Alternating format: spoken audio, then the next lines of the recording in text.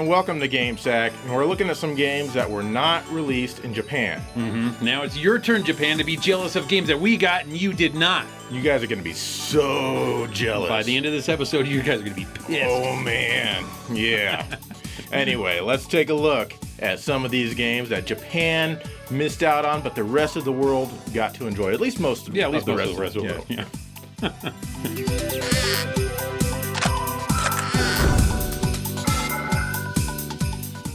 This is Disney's Adventures in the Magic Kingdom for the NES. So Goofy leaves the golden key inside the castle and the Disney parade can't start without it. To open the castle, 6 silver keys are needed and Goofy can't remember where he left them. Jeez, he's stupid. Well, Mickey fears that there's no time for Donald, Goofy, and himself to look for these keys and asks you to go find them. Being the kind and generous person that I am, I'll gladly search for these keys. 5 of the keys are hidden inside Disney attractions and the 6th one can be obtained by answering Disney trivia. Well, since I'm a fan of a lot of things Disney and have a decent knowledge of the characters and movies, I'd figure I'd try and get the first key by answering the trivia. In actuality, it was the easiest key to obtain. All you have to do is go up to any NPC that you see and they will ask you a question. If you get it wrong, don't worry because you can start the conversation over and they'll ask you a different question. If you get it right, then they'll give you a hint to who might have the key. Just keep going on finding these NPCs and answering the questions, and before you know it, you'll have the first key. Getting the rest of the keys is a problem though, but at least you might have some fun doing it. The rest of the keys are hidden inside Disneyland attractions, and luckily for me, they're mostly in my favorite rides. So I immediately set out for the Haunted Mansion, and of course it looks very little like the actual ride. But that's okay because the level itself looks really cool. You start out in the graveyard and heads are popping out from behind tombstones and there's zombies walking around. Luckily you have candles you can toss at them to kill them. Once you get inside the mansion, there's hands coming out of coffins and this cool skeleton looking in the window. You can only see his face when the lightning flashes. That stuff's all great, but sadly the level is kinda hard. Lots of difficult platforming and deaths await you throughout this level. I eventually did get the key, but it took about 30 tries or more. Next I went to my second favorite Disney ride, that's Pirates of the Caribbean. Again, I think the level looks great and it feels exactly like the real ride. Am I in Disneyland or am I playing the NES game? Help me because I can't tell! You have to rescue 6 villagers, which sounds easy, but the problem is that you have no weapons, so you end up just jumping over everything and trying not to get hit, but that's impossible. Eventually you go downstairs and find a pirate skeleton throwing gold at you, which will actually hurt you. I don't know how to get past this guy without dying, so I wasn't able to get the key. Oh well, let's head over to Autopia or Autopia or whatever it's called and drive some cars. In actuality, I really don't like this ride in real life as you don't have much control over your car. The funny thing is that playing this level, I don't feel like I have much control over my car either. In reality, this should be an easy level as all you have to do is win a race. Good luck because with the sloppy controls, you also have the other racers bumping into you which will push you into walls and you'll fall far behind. After many tries, I couldn't get the key and decided to come back to this one later. So on to Space Mountain I went. Instead of a roller coaster, you get to help Mickey fly to Planet F. I wonder what the F stands for. I think I have a feeling, but I shouldn't say it out loud. But it rhymes with ratio.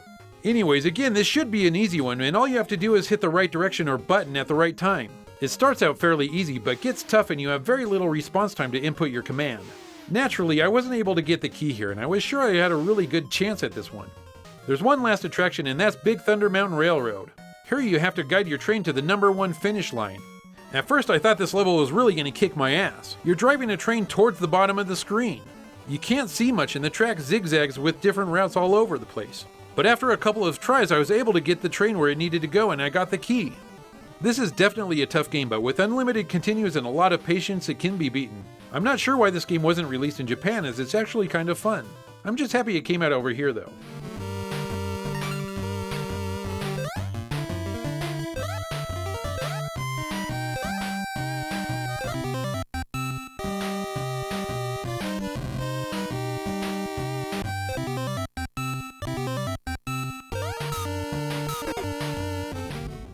Here's Secret of Evermore on the Super Nintendo.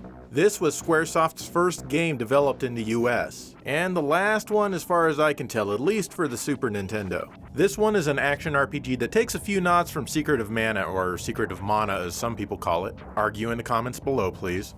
I remember getting Secret of Mana as a Christmas present and honestly not really liking it. Yeah, I know, you're getting your keyboard ready to respond to that one. Anyway, this one starts out in the real world in the 1960s. Well, that is if Podunk, USA is a real town, which of course it isn't. Anyway, something goes wrong with an experiment in town. Flash forward 30 years later and you and your dog stumble upon the house. Someone must have been keeping up with the property bills because the electricity is still hooked up and running. You and your dog both accidentally get sucked into a very strange place. You get separated and eventually you find your dog, but he's different. He's still loyal to you though. You and the dog have your own separate life and attack meters. The attack meter fills automatically and an attack made when you're at 100% will be much stronger than say one at 10%. Your dog will help you attack enemies. Your dog also helps find hidden items around by sniffing all over the place. If you press the select button, you can control the dog directly and then suddenly the human is the computer-controlled character that helps you fight. When you're in town, you're told that you can equip magic, or alchemy as they call it. To use these, you need some of this item and some of that item and maybe some of a third item. Personally, I always dislike it when games do this. I don't like collecting ingredients for any reason whatsoever, and that's already a big black mark against the game in my book. Still, it's not as bad here as it is in, say, Muramasa with all of its damn cooking. The ingredients can be bought and collected all over the place, so don't get me wrong, it's not horrible. The action is okay. I don't think that the collision detection is all that hot though. There are lots of times where I feel I should be hitting the enemy, but I don't. There's a menu for you and your dog, and they're mapped to their own buttons. I'm not fond of this either. There's no reason why there just can't be one menu button with the ability to switch characters in said menu. I also wish I had more options for configuring my controls than just the two they give you. This is not to say the gameplay is bad, because it's not. It's actually pretty fun. I just don't care about the alchemy stuff at all, period. I'd rather have simple old magic. But hey, maybe you like this kind of stuff? The graphics aren't bad at all for an American designed game. Heck, they look like they could have been done in Japan. Your only clue that they weren't is that there are no anime influences here, which is totally fine by me. The sound definitely needs to be mentioned. It was done by Jeremy Soule or Soule, who is known for other stuff like Skyrim. This was the first game that he worked on. The stuff here is mostly ambient and environmental, but it is all very high quality.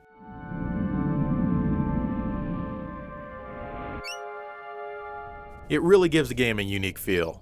The sounds aren't extremely muffled like they usually are in Super Nintendo games. Everything is crystal clear. I didn't get as far as I would have liked to in this one, and if there is anything to persuade me to keep going, it would be the sound and music.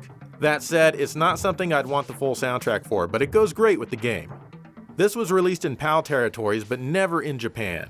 I guess they just didn't want to play an action RPG that wasn't made there. I honestly think they would have really liked this one.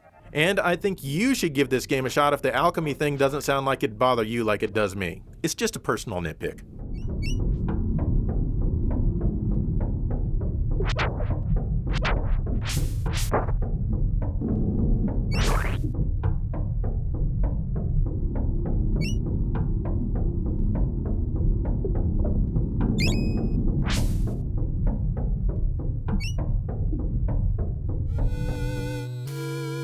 Here's Batman Returns for the NES. Released in 1993, this game came out only in the USA and Europe, and maybe South America, I don't know. As you can see, it's a side-scrolling beat-em-up and it plays similar to Double Dragon. This time around as Batman, you'll be mainly fighting the Red Triangle Circus Gang, or the RTCG for short. Not only that, you'll see the other big villains in here like Catwoman and the Penguin, but the RTCG is who you'll be battling the most. As far as gameplay goes, Batman has enough moves to hold his own in the mean streets of Gotham City. He has the usual punch, jump, kick, and block, but he has a few other moves as well. His spin attack is one of these moves that works well up close, but it's not free. Every time you use this attack, Batman loses 1 bar of his health, so needless to say I never used it unless I was in a tight situation.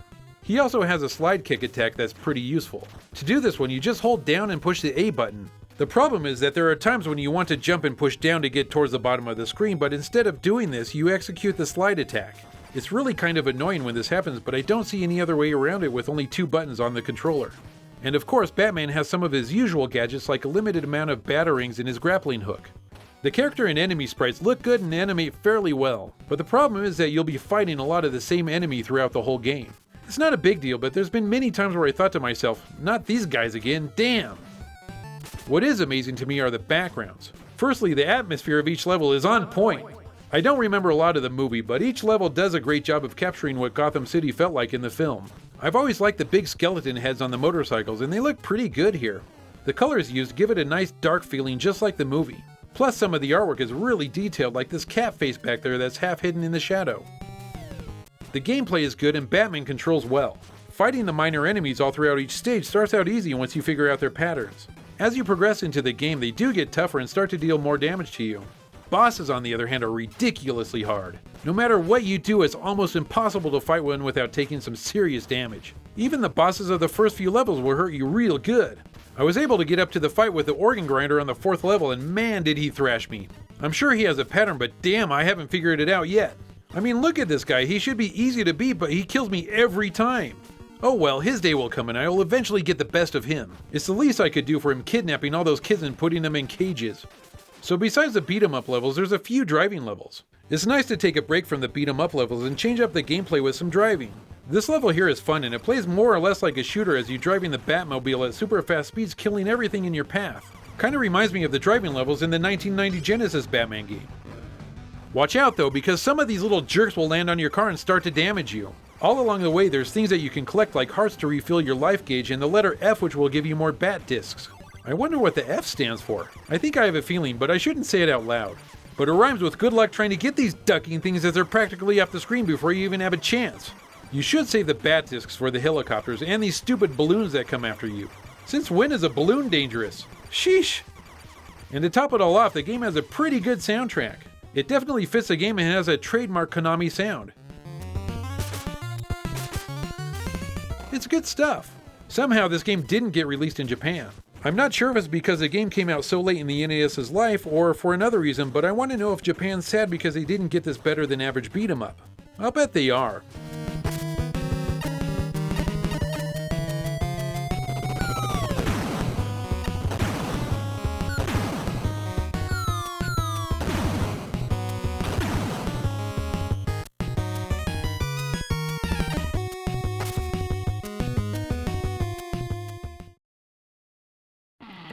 I didn't even know Batman Returns came out on the NES. It did. Can you? Apparently Japan didn't know either because they didn't get to play it. Yeah. I'm actually kind of surprised that some of these games are better than I was hoping. Yeah.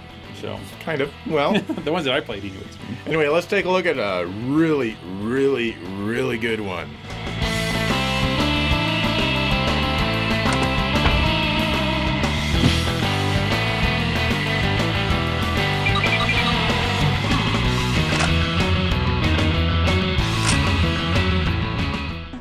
Here's Green Dog, the beach surfer dude on the Genesis. This is a side-scrolling action platformer where you play as Green Dog, the beach surfer dude. Green Dog caught a killer wave but ended up with a pendant after he crashed for whatever reason. His girlfriend appears and tells him that he can't take it off until he finds the 6 pieces of the ancient treasure. This, of course, is all common knowledge to everyone except Green Dog. He looks on the pendant and clearly sees where he needs to start searching for these treasures. The worst part about it is that Green Dog can't surf until the curse of the pendant is lifted. That makes him, yes, the beached surfer dude. Green Dog's main weapon is his frisbee. I guess it's a frisbee. Kind of a boomerang frisbee since it comes back to him. You can of course jump or grab some air, as the manual calls it. Wow, this game has tood all over the place. There's even a panic button which uses an item which can do things like freezing the screen for several seconds. You can shoot random objects and food will come flying out. Some of it will heal you if you've taken damage. Typical items are burgers, hot dogs, fries, and Tab Cola, or maybe it's Coke, I don't know. Nothing like munching on a burger and fries that fly out of a Subway trash can. Usually somewhere in the level you'll encounter Green Dog's dog Fetch, who will follow you around. He sucks, as he's gonna try to eat all your food that you shoot out of trash cans and whatnot. But also somewhere in the level is a bone, and if you can get your dog to munch on that, then he'll stop stealing your food and you won't need to euthanize him for being such an ass. The second part of each level takes place in kind of an Aztec Temple of sorts. Here you just basically make your way through to the exit. Sometimes you'll have obstacles to get past, but it's not very difficult. Near the end is usually a large totem pole thing that needs to be defeated. And this is as close as you're gonna get to a boss encounter in the game. After you get past that, you walk outside and find a piece of the treasure. You then fly on your pedal copter towards the next level. What is this, a stoner version of Alex Kidd? You need to catch parachuting food and try to punch the evil birds out of the way. Still, you should be able to make it to the end alive fairly easily. The life bar is completely backwards. When it's empty, that's good. It fills as you take damage. Even when it's completely full, you can usually take a couple of more hits before you die. The action platforming is not really very well done. Your character is huge and his hitbox is much bigger than he is. Did you see that? I was way past that clam and it still swallowed me. Damn giant-ass hitbox. Also, a lot of the level design relies on bouncing you back to earlier parts of the level. Like this underwater part. Get sucked into one of these things and it throws you way back. It's bad enough that you're underwater and moving super slow, which makes it really tough to control. Imagine that you precariously make your way to the end of the level, across the dreaded turtle pit, and then whoops! You accidentally get sucked in, and look at that. It's all the way back to the beginning of the level for you.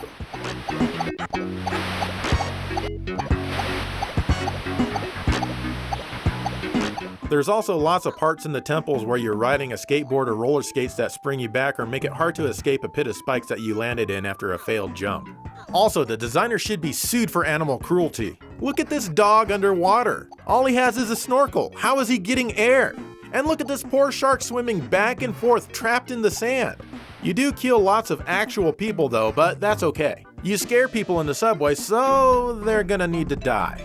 Hey dude, it's worth it to be able to surf again. I do like a lot of the graphics and I feel that the backgrounds are very detailed. I like the parallax scrolling that a few of the stages offer. The music tries to be reggae or calypso or something like that, and I just really it didn't do much for me. It uses the same low-budget sound engine called GEMS that a lot of US program games do, so it does not impress in the audio department. Green Dog is short, frustrating, yet easy at the same time. I don't recommend it, and Japan decided that they don't want games like this in their country. I guess I can't blame them.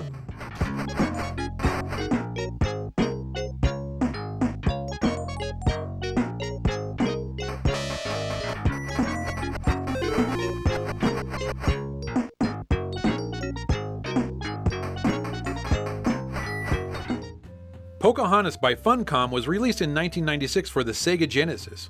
I've mentioned before in this very episode that I'm a pretty big fan of Disney, but for some reason I never had the desire to watch this movie.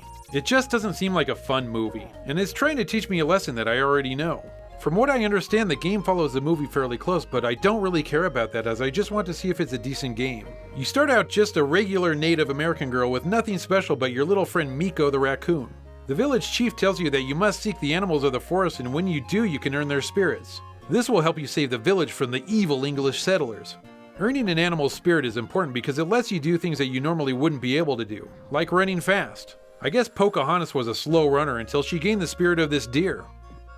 As you make your way through each level, you'll find and help lots of animals. The abilities you learn from them are very useful and are easy to use, like learning how to dive and swim from an otter, or learning how to climb trees from the squirrels. Hey, wait a minute. Your little raccoon buddy can easily climb trees, so why didn't he teach you? Fine then, I won't teach him special human abilities like setting an interest rate cap on a fixed rate mortgage. Good luck getting one now, you little jerk. The game controls are very similar to other titles like Prince of Persia or Alone in the Dark. This is pretty cool as I like those games a lot. The first thing you're going to notice is that the game has amazing animation. Pocahontas moves very smoothly, and so do all the characters in here. The problem is that controlling Pocahontas can be quite a chore sometimes. I wonder if the smooth animation and the control issues are related. It's really difficult at times getting Pocahontas to do the simplest things. Things like swimming, which should be really easy. I should be able to swim right down this corridor with ease, but no, I keep getting hung up on the opening. Thank God she doesn't have an air meter, or she would have died while I tried to get her unstuck. Or like here, where I earn the spirit of the wolf, which gives me the power to get low on the ground and sneak. There's an obvious necklace right here behind the wolf that I can grab, but damn, this wolf power won't let me get in. Come on, it's right there! Just grab the damn thing with your hands! Yes, you'll struggle with the controls all throughout the game, but it never gets bad enough where you'll want to turn it off. So besides controlling Pocahontas, you can switch to Miko the raccoon at any time. This is a pretty cool feature because there's a lot of places this little rat can get to. Since nobody cares about a raccoon anyways, he can run ahead and scope out the situation before you can get yourself into trouble. But the downfall is that Pocahontas has to help him out also. You see, this little jerk can't swim, so you have to help him get across water. There's other situations like this also, but the thing is I don't really mind. It adds to the puzzle aspect, and that's what I like in this kind of game. The music here is pretty good. I guess it's all songs from the movie, and I do kind of recognize the melody that plays throughout the level.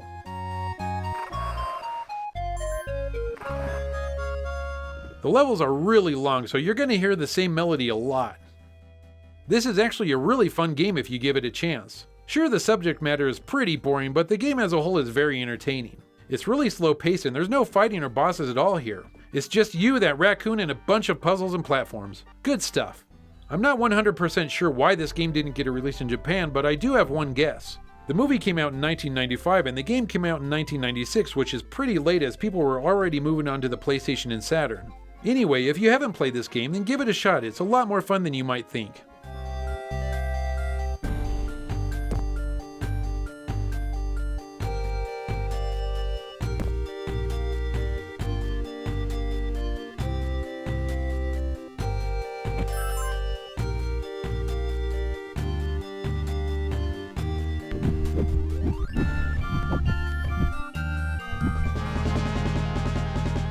Yes, here's Boogerman, a pick-and-flick adventure for the Genesis. This game is clearly marketed to boys aged 7 to 13 and they love this kind of stuff. And what great stuff it is. You star as Boogerman, who is cleaning the laboratory when all of a sudden he messes things up and then decides to go and fix it all himself. That's the spirit, I like that kind of attitude. This is another side-scrolling action platformer. You attack by picking your nose and flinging the boogers at your enemies, which causes them to die. You don't have unlimited boogers though. This little snot string in the upper left corner gets shorter each time you pick and flick.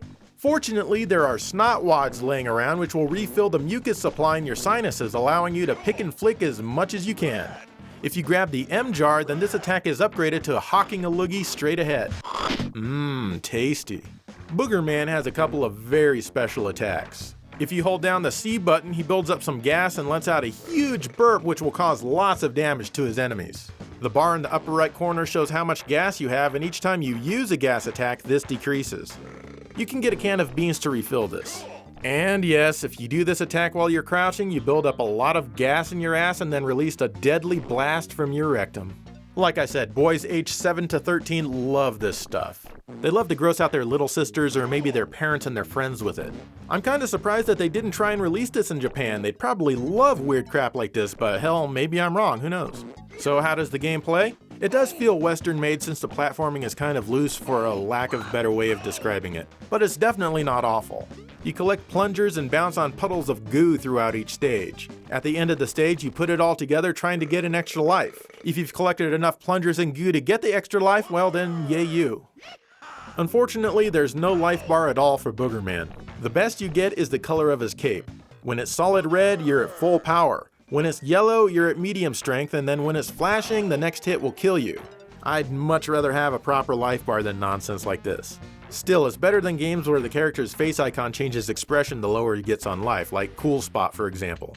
There's nothing wrong with a proper life bar, so don't try to fix it or make it cool. Anyway, there's red capes that Boogerman can collect to restore his health here. There's toilets scattered around most levels that you can sink into if they have a downwards arrow on them. You get flushed into sort of a bonus level where you need to work your way towards the exit toilet. Once you're out of this, you'll be placed at a different part of the main level. Like pretty much all mascot platformers at the time, Boogerman has 3 levels of the same damn thing and then a boss fight. Some of the levels can be pretty large. The graphics aren't bad and are generally pretty clean and cartoony looking. The animation is actually pretty good. I can tell that they put a ton of effort into making this little snot game. They were damn proud of this. The music is okay. The sound quality of the instruments is actually pretty good, but the composition of the music itself is average at best.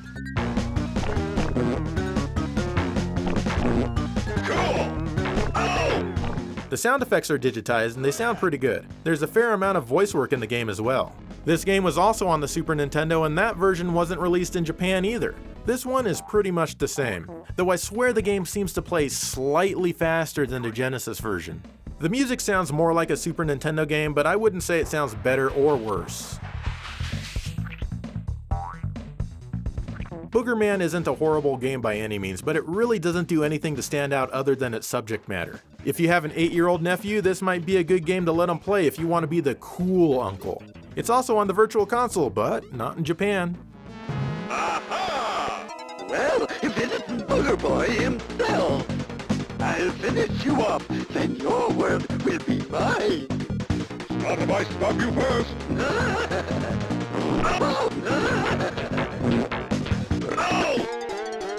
Alright, there's 6 awesome games. Well, maybe not awesome. Oh, come on, man. Green Dog was awesome. For some people, yes. I can't believe some people probably actually like that game. Some people? Some people. Yeah, someone gave me the Game Gear version, which, sorry, I can't cover it because I have no way of recording a Game Gear game currently. Or do you have a Game Gear? I don't even actually have a Game Gear. I'll let you borrow mine. Okay. Probably need to replace the capacitors on that. Yeah, that'd be a good idea. Does that itch? A little bit. Okay. Anyway, what do you guys think about Green Dog and some of the other games? Yeah, and do you know of any games that were released here in not Japan and that are actually worth talking about? At least, they were released in more than one country other than Japan. Right. Anyway, let us know, and in the meantime, thank you for watching GameSack.